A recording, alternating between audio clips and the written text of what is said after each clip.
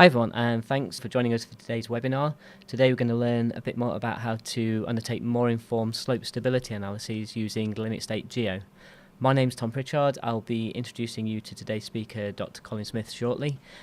During this webinar we'll demonstrate how you can use LimitState GEO to help get more from your geotechnical analyses.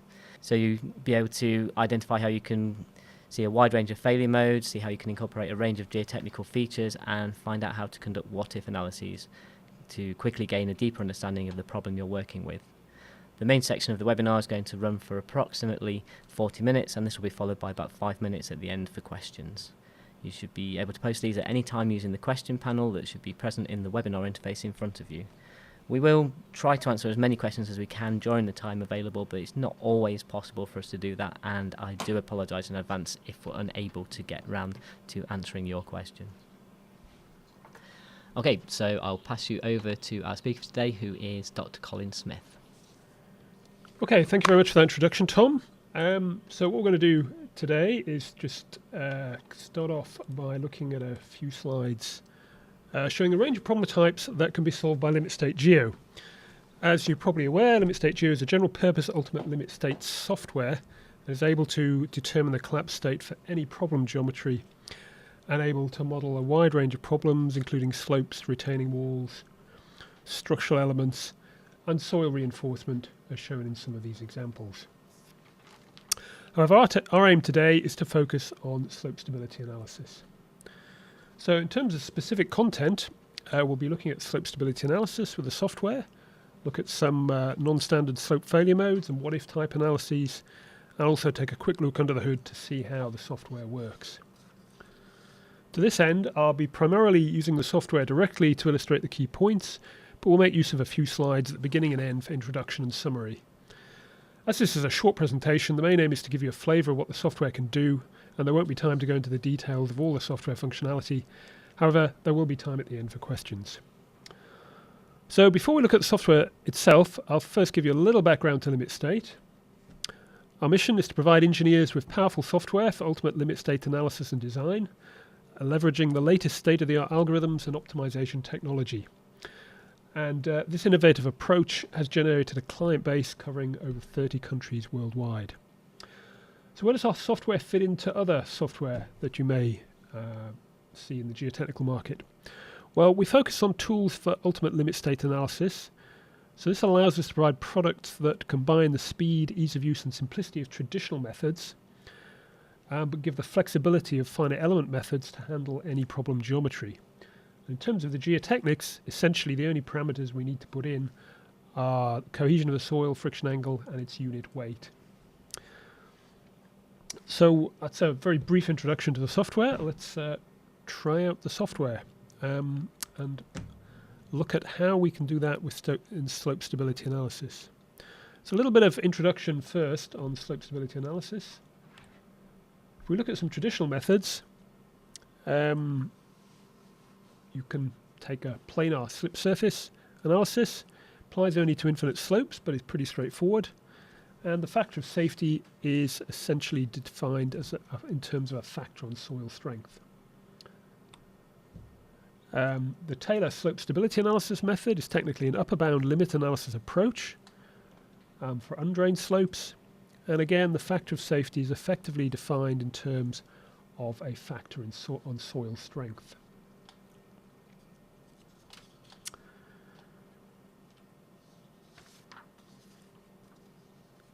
For more general slope analysis, we have the method of slices. This is what we call a limit equilibrium approach. It's necessary to make some assumptions about the slip surface shape, typically circular, and its location.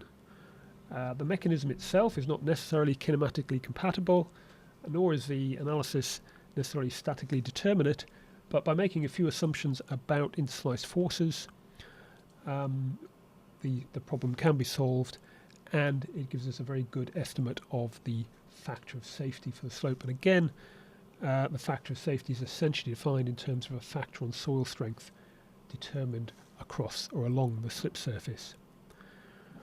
So this is pretty much the most popular general purpose slope stability analysis method, and it was primarily developed to facilitate hand analysis, but it's now automated and forms a significant body of geotechnical software that is available. Now, LimitState GEO is what we call limit analysis software, and just to give you a little bit of background on limit analysis, when we analyze a limit analysis problem, we're basically assuming that the material behaves in a rigid plastic manner. So this doesn't allow us to find deformations, but it is very good for undertaking ultimate limit state calculations at collapse, which is the sort of thing that's normally expected or needed for slope stability problems. And there are two well-known theorems that can be used in limit analysis.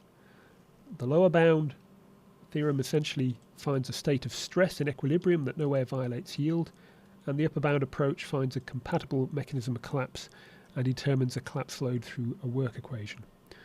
And the optimal solution of either method is the exact plastic solution, and the best lower bound solution will equal the best upper bound solution. When you undertake a limit equilibrium analysis, such as a method of slices, it relaxes some of these conditions. Now, LimitState GEO is an upper bound method, but due to its formulation, it's very good at finding near optimal collapse mechanisms. And it requires no assumptions about interslice forces, etc. The only assumption it's based on is plasticity theory. Now, for slopes, we're normally interested in a factor of safety on strength, and all common slope methods calculate this, as we've seen a bit earlier. So from now I'll refer to this as factor on strength. And the example shown here in this slide shows analysis of a mechanism that is neither planar nor circular, but one that follows a line of weakness. So this interface between one stratum and another, some pre-existing slip surfaces modelled very simply in this diagram, and then shearing up here below the loading position. So quickly we'll have a look at how that works before getting into the software. So the key enabling technology is a method called discontinuity layout optimization. It's a rapid and direct means of analysing the collapse state, developed in 2007, published in the Proceedings of the Royal Society back then. And essentially it turns the problem into a simple linear optimization. And just to describe how that works, take a very simple example. So here we have a block of soil, rectangular block of soil with a load above and supports, fixed supports to the base and to the left. And what we do is we populate the domain, soil domain, with nodes rather than elements. This is a node-based method. So here we've got 4 by 3, 12 nodes. And essentially what we do is we connect every node to every other node with a potential slip line. And then from that set of slip lines, so we've got 12 nodes, so there'll be 12 times 11 over 2, 66 possible slip lines. From that set, we can use optimization to pick out those slip lines that will form the critical collapse mechanism that collapses with the least energy.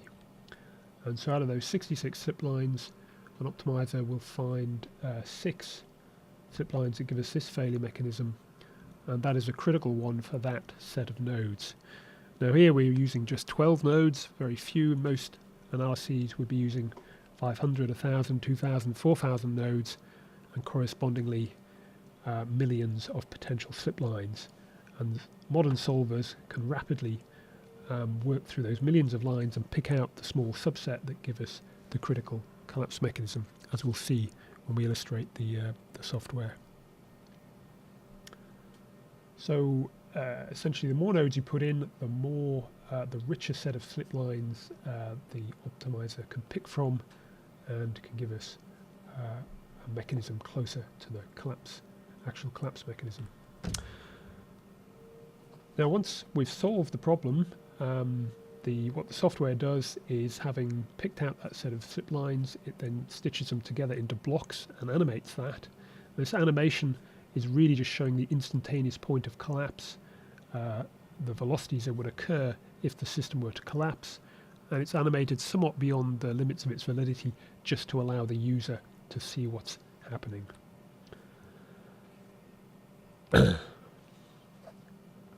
Now, clearly you'd want to know that this software actually produces answers that are accurate, so we verified it against a wide range of closed-form solutions and benchmarks.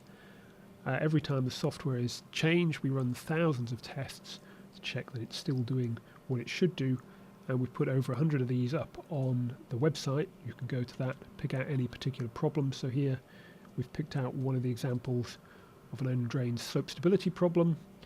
The benchmark in the literature is 5.25 for the factor of safety, and here the software with not that many nodes got a result of 5.35, so that's 2% out essentially. And that's pretty well true across most of the problems that we have up on the site. Can also check it against conventional analyses. So I mentioned Taylor stability charts. So again, we can model that and get very good fits to the analysis. And there's quite an increasing body of academic literature that's been using this method, discontinuity layout optimization, across a whole range of geotechnical problems, including slope stability. And again, we've got a bibliography page you can download from the website if you want to chase up any of those references. Okay, so that's enough introduction. Let's try out the software. So when you start up the software, this is a standard layout. You can see a number of buttons down the left-hand side along the top. A number of sub-windows, which I'll describe as we go along. To start a new project, we just click this new icon, and we can pick an empty project and essentially draw our own geometry or import our own geometry from a DXF file. Or the software comes with quick build wizards to create standard geometries, which we can then modify later. So we'll start with the slope one there. So I click OK. Wizard will take me through the geometry so I can establish the height of the slope, the length of the slope, any surcharge at the top of the slope, etc. I'm going to just leave the defaults in place. I can put in a water table if I wish and define the strength of the material. So here I've got a soil A, and I can define it to be behaving in its undrained manner, in a drained manner, or have both drained and undrained properties, which I can then switch using a global switch to allow me to easily flip between short and long-term analyses. So I'll leave that as always undrained. So we're basically going to be modelling a slope in a undrained clay for undrained strength of 50 kPa, unit weight of 20. We'll put no surcharge at the surface, and we also have a choice of partial factors to use. There isn't time to go into this, but the software is basically designed around Eurocode 7, so it's very straightforward to apply Eurocode 7 partial factors. We're going to adopt a factor strength mode. The software essentially can switch between factor load and factor strength, so we can actually ask the software to give us a factor of safety on a particular load that's applied to the geotechnical body, soil body, or a factor of strength from the whole system. So we're doing slope analysis, factor of strength is the most appropriate. And then we have the number of nodes here. We can set the number we want there. That medium density is about 500 nodes, but we can flip from smaller to larger numbers, or indeed put any number we like in. So we'll finish there. So we get a very steep slope. And if I click solve, this solve button, the software will very quickly establish the collapse mechanism and show me, animate that to show me how the collapse comes out. So this is effectively an undrained slope, same sort of thing analysed by Taylor.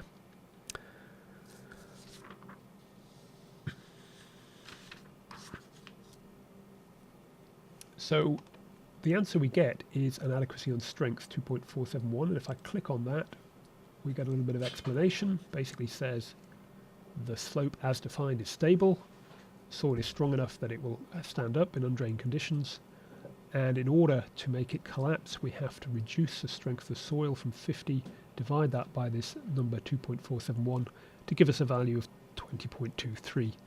and that will give us collapse. So just to illustrate that another way, if I click on the soil, so anything I click on in this on the screen, its properties appear on the right here.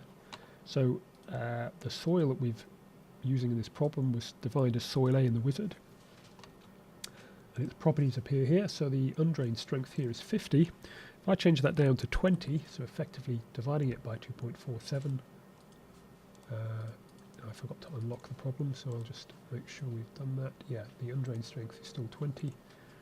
If I click solve again we'll get the same analysis, the animation, and now the adequacy on strength, or factor on strength, has dropped to pretty much 1, which is what we'd expect. The system is now pretty much on the point of failure. The soil is only just strong enough to keep it on the point of collapse. Now we'll go back to that higher strength, so I can click undo here, and that will just revert any change that I've made before. So if I look at the soil, it's gone back to 50. And we can try perhaps analysing a slightly different geometry. So let's think of analysing a slightly shallower slope.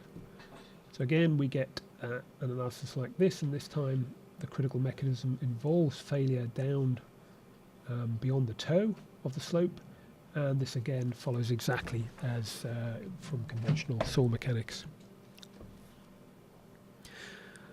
Now, just one point while we look at this: the mechanism that's been defined actually intersects a boundary here at the right-hand side.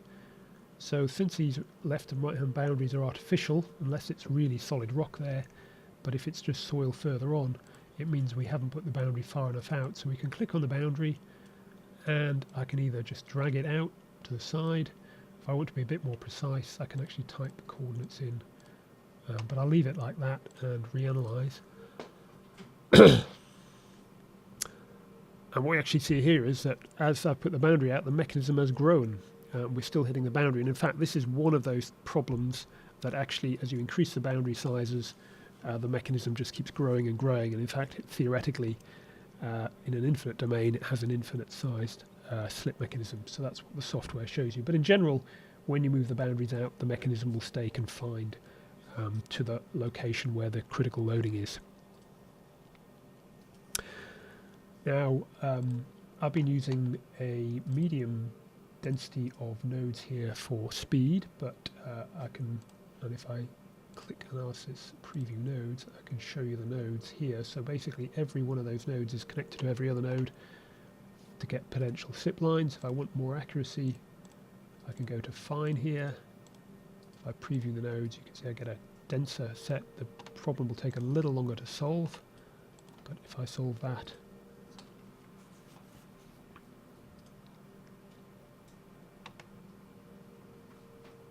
we get the solution, and we get 2.844 instead of 2.849. So we've increased the accuracy in this particular case by just a very small amount by going to a higher number of nodes. In general, we recommend that you do sort of explore the problems, do sort of what-if analyses with a medium or coarse density of nodes, and then when you want to refine the analysis, increase the number of nodes until your result doesn't change very much, essentially, basically stabilizes out. So I will flip that back to medium and just show you one of the things. So it's very easy to change the problem. So what I've done here is clicked a button on the left here, which is draw a line. So these blue buttons are all about drawing objects, and I can just draw a line across here. So I've now split this into two separate domains. And then what I'm going to do is put a soft clay, or very soft clay, down here. So I've got a very soft clay. These are predefined materials, but we're free to define any material we like. And this very soft clay has an undrained strength of 10 here. So I'm going to put that here. We can do that in a number of ways. Easiest way is just drag and drop. So I just drag that across, put it on there, and replace, and now I've got soft clay there, and then I can run my analysis, and what you can see is we've got essentially a large lump of the material above, which is quite strong, just sinking and squeezing or extruding this clay, this very soft clay below, and we get a much lower strength here, 1.358 factor of strength rather than the 2.7 that we had before.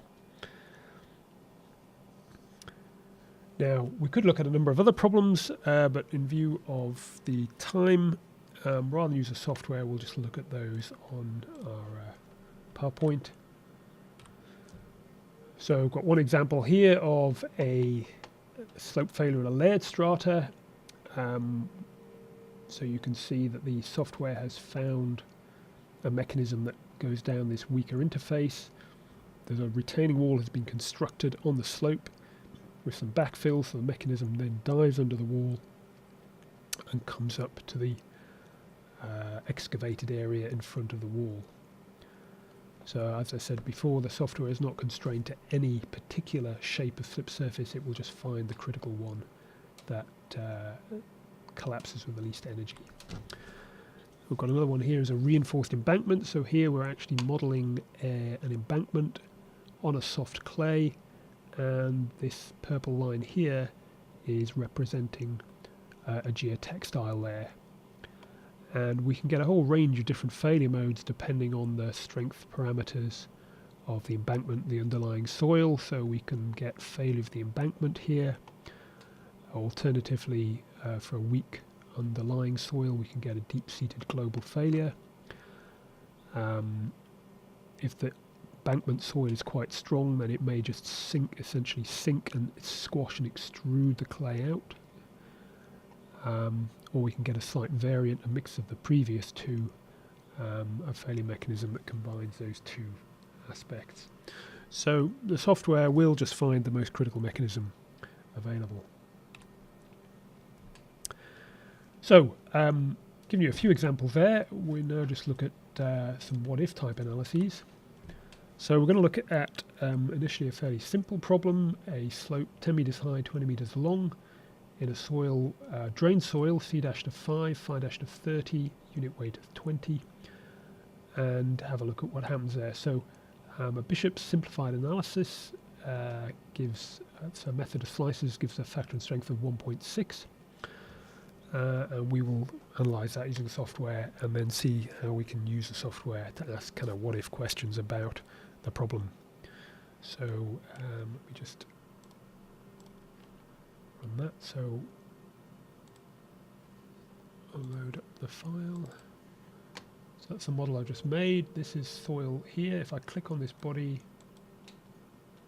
its properties are appeared here and its geometry appears down here.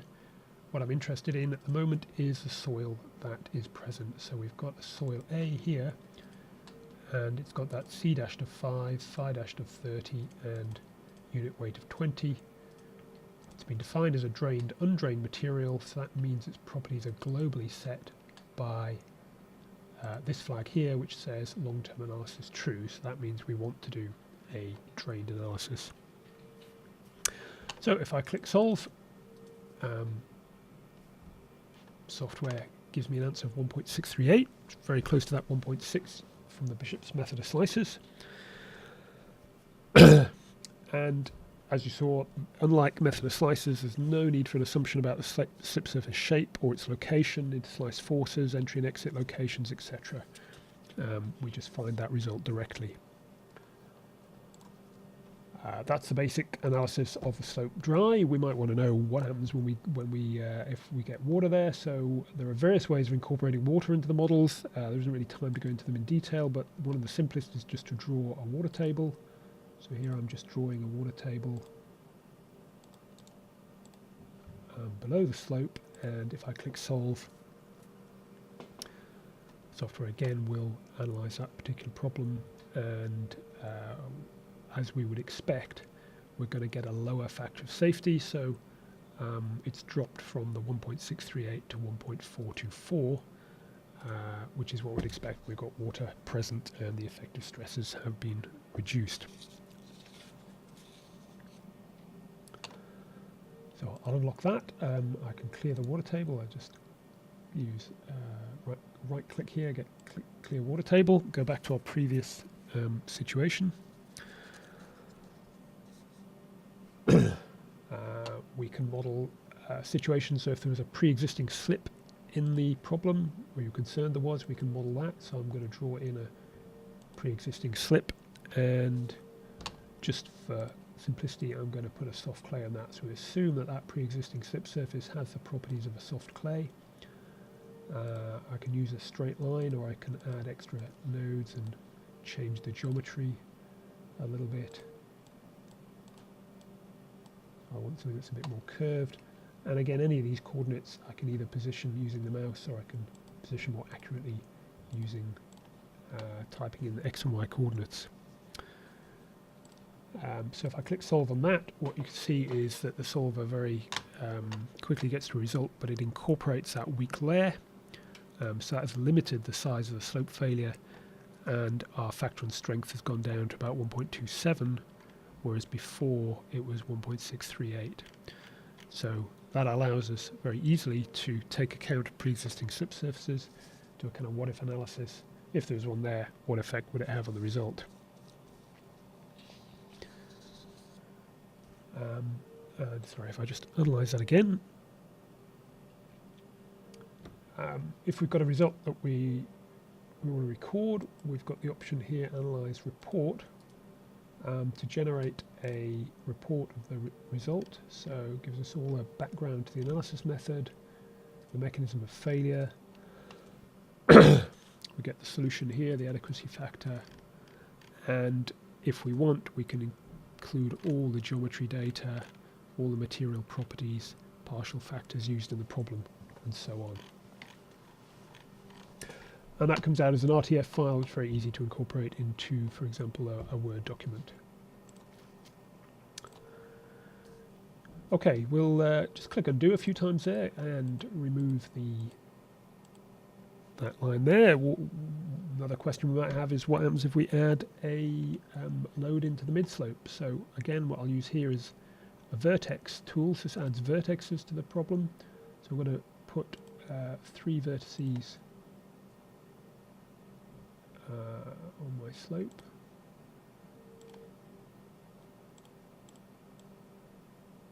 To form a bench, and on that bench I'm going to put a little concrete footing. So I'm going to use this tool here, is polygon tool.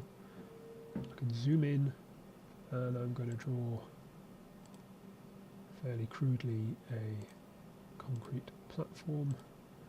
It's a new solid, and I want that to be concrete, so I click on that, drag and drop, put concrete there, and then I'm going to put a load on that. So what I'm going to do is put a load of 40 kPa on that surface, and now I'm going to say, well, how stable is that slope? So I click solve, and the software tells me, well, that isn't very stable, or actually it's got an adequacy or a factor in strength of 0.9, so that's less than 1. That means the system is not stable. The soil has to be stronger than that.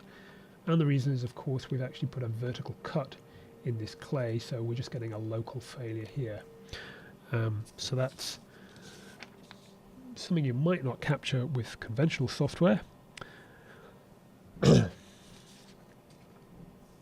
So what we can do is, well, either we'd reinforce that cut, or we might regrade the slope. So I'm going to regrade the slope. So I'll just try and flatten that out, see if that helps. So reanalyze. And what it's telling me now is that because I've regraded that slope, it's got a bit steeper than the lower one. The most likely failure is going to be the failure above the footing. That will fail for a factor of strength of about 1.4.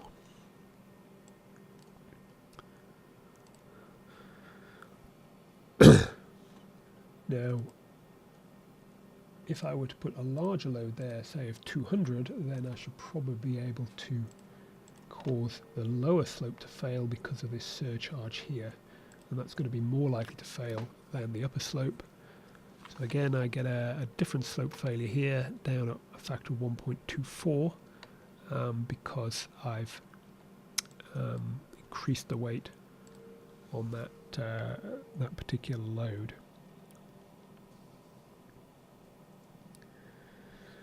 So that may be sufficient factor and strength for the slope material, maybe not. We might wish to regrade the slope, which again is quite straightforward. We can just change the coordinates there, see what those sort of effect of that would have on the analysis. This load is still dominating the strength of the system. I'll just reduce that load back to 40.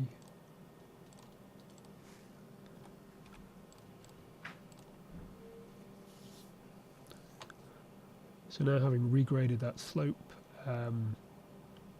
actually the lower slope is still the least stable. Now, other things we can do to improve the stability are, for example, putting in a berm at the base of the slope. What I'm going to do is I'm just going to undo all these changes and go back to the original slope. So we'll solve that. So that's just a failure along the length of the slope. If we want to try and see what effect a berm would have, I can just draw that in. So again, using this polygon tool, I can draw in a berm at the base of the slope. Just for simplicity, I'm going to use a dense sand as a material for that. And then we just solve, see what effect that has. So essentially what it's done is suppressed failure down here, shortened the length of that, and we've got a little bit of a gain in factor and strength, gone up from 1.64 to 1.77. But we could change the geometry of that to a what if, just to see what the optimal mix of stabilizing measures would be to improve that slope. Now again, if I click undo, we can look at some other measures. So if we did want to have a bench in that slope, or cut away some of that slope, we might put in a retaining wall. So what I'm going to do here is just draw a vertical line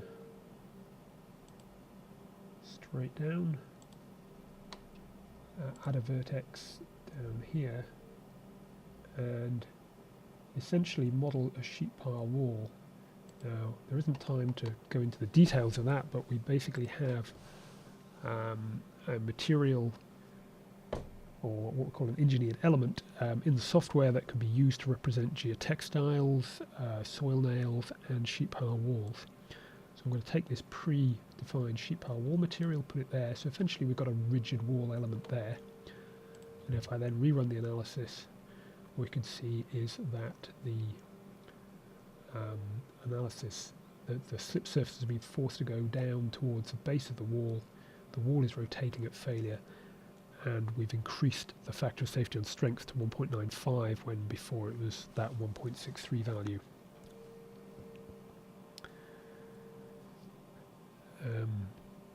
Now, having put that wall in, that might allow us to remove the toe of the slope. So what I can do is draw a line across here. So now I've got a separate element there, and then I can either just click the delete button there or press delete, the delete key, and that will remove it. And then I can look to see, is that thing going to be stable? So again, we see the mechanism, and we've got a factor of strength of 1.3, so that's telling me that actually that setup would still be stable. It's bigger than 1, so if that factor is an acceptable factor, we can work with that. So that's one way of changing the configuration of the slope, keeping stability. If I click undo, just revert those changes. Another way is to add slope reinforcement. Again, the full description of this is really beyond the scope of this presentation, but I'll show the addition of one soil nail halfway up the slope. So I'm going to again draw in a line, but instead of drawing it vertically downwards, I'm going to draw it back to about here. Add a vertex, and we use a soil nail material. Now, rather than using the predefined one there, I'm going to duplicate that. So any materials we have here, I can right click on and I can duplicate them. So a copy of that appears up here, and I can edit the properties. So I've kind of pre-calculated suitable values here. And these values essentially determine how the nail interacts with the soil, what the kind of pull-out forces are on the soil nail. So I've basically set those, and then I can drag and drop that onto this position here and see what effect that has. So again, without the soil nail, the factor on strength is 1.63. If we add that one in, it's had a small effect. It's put it up to 1.74. And the more we added, the more gain we would get. And what you can see plotted here is that the software will actually plot a graph of axial force, shear force, or moment along the nail. So here we've plotted the axial force. So obviously it's starting at 0, ending in 0, and is building up along its length. And if you hover over part of that, it'll tell you the actual values. And just to show that that nail was having an effect, if we shorten it to that kind of length, then clearly it's rather pointless. The mechanism will just effectively go round, and we get back to our original strength for the slope. Okay, so I hope that's given you an illustration of how we can do what-if type analyses with the software. We can explore different ways of reinforcing the slope, changing the geometry, see what happens, changing material properties. As we're getting close to the end of the webinar, what I will do now is just wrap up with a few conclusions. So hopefully you've seen that the methodology we're using, it's pretty much as straightforward as conventional method of slices. However, it has the advantages. There's no need to specify entry-exit points, solution method, interslice shear normal force functions, or search space. The method automatically searches all possible failure modes every time you solve, so it's able to find the critical slip surface even if it's highly non-circular. I hope you've seen the workflow is very straightforward. I haven't shown you geometry import, but essentially we can import geometry from a DXF file all the way through to reporting. Very easy to use user interface. You can solve with one mouse click, change geometries, etc. quite easily. And it's set up to easily handle partial factor application. So also you've seen from the speed of the solution, it's very interactive. You can basically play around and get a very good feel for the problem very quickly. So a lot of our customers use the software to answer what-if type questions. And not only can the software solve slope stability problems, it can solve pretty much any ultimate limit state problem type. So there's no need to try and shoehorn a slope stability or retaining wall or a foundation type analysis into something that is a mix of the two. The software will essentially carry that out. Basically, it will solve any problem. It doesn't know if it's solving a slope stability or a foundation or retaining wall problem. It's just solving a stability problem. Okay, so I'm going to wrap up there, and we've got a few minutes left for questions. So I'm just going to take a few seconds to look through the questions. Okay, so I got a question, can I consider seismic loading? And the answer is yes. So if I go back to this particular problem, we have an option here called seismic actions, and that allows us to apply horizontal or vertical accelerations. So what I'm going to do here is, well, let's just analyze that problem again just to see what its stability is. 1.636, and what I can do is I can apply, these are effectively pseudo-static accelerations. So I'm just going to make sure I get the right value, positive value for a left to right basis, so we need to right to left soil movements. So put a positive value, so if I put in a horizontal acceleration of say 0.5, so it's 0.5 gravity, this setting I'll set to false. Doesn't actually make a difference to the factor of strength analysis, and then this resolve, essentially we get that acceleration included in the analysis, and you can see that the factor in safety and strength has plummeted down to 0.68. So if we had a seismic action giving us that horizontal acceleration, that's just going to cause the slope to fail. So we can apply pseudostatic vertical and horizontal accelerations to the whole problem. Okay, I've got a question. Can I specify your materials? What types can you use? So essentially there's a lot of built-in materials here, but if I just go to Tools, Create New Material, we have the ability to make more Coulomb materials. So essentially those are materials which have cohesion and friction. And as I mentioned earlier, we can either define just purely undrained materials with a CU value and a unit weight, or drained parameters with a C dashed and a phi dashed, or materials that have both sets. And we've got two values of unit weight here. One is for the soil above the water table, one for soil below the water table, and the software will automatically take care of that. We have a few other materials that can also be defined. So we have something called a Coulomb derived, which is very handy for doing interface properties between, say, a retaining wall and soil. So this is basically a material which whose properties follow that of another material but are scaled. So maybe you want half or 2/3 of the strength properties of another material, and then you can apply that to the interface between a wall and some soil, and whenever you change the soil property, that interface property will automatically vary. We have a rigid material. Essentially that's what it says on the tin. It just cannot deform, and this thing called an engineered element, which allows you to model soil nails or geotextiles or sheet pile walls by changing various of these parameters, which I haven't got time to go into, but there's it gives you a great deal of flexibility in that particular case.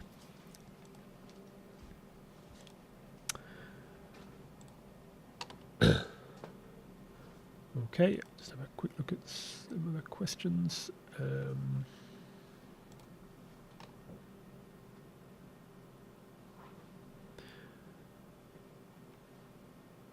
So I've got a question about the analysis type. So if I just jump back to the slide.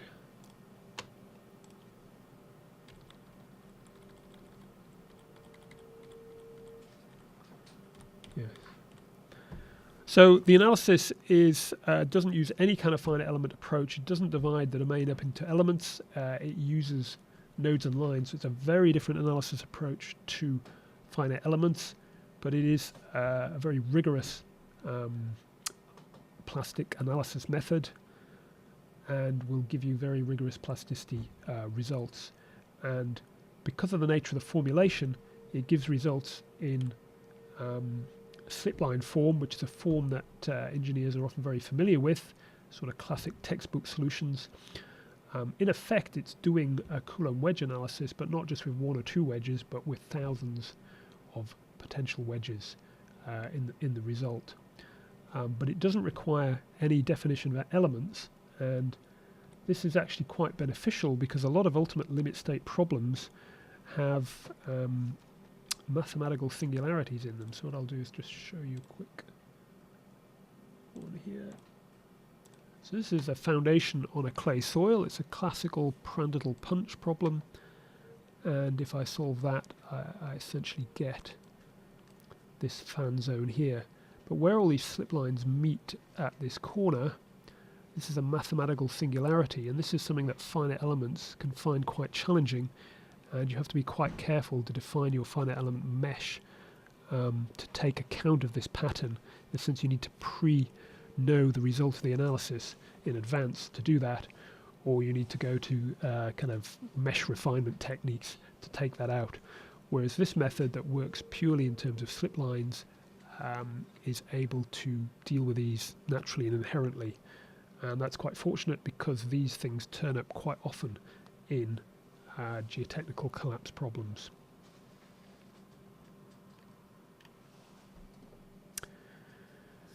Okay, good time for one more question, I think. So what codes does the software assume? So if I just go to this thing. So we have a thing called Scenario Manager, which allows us to define partial factors.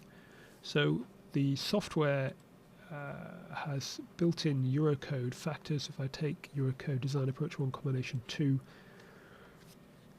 you have the facility in the software to define unfavourable loads and favourable loads and define whether they're permanent, variable or accidental, and the software will automatically factor those as required, and it will also automatically pre-factor soil strengths as well.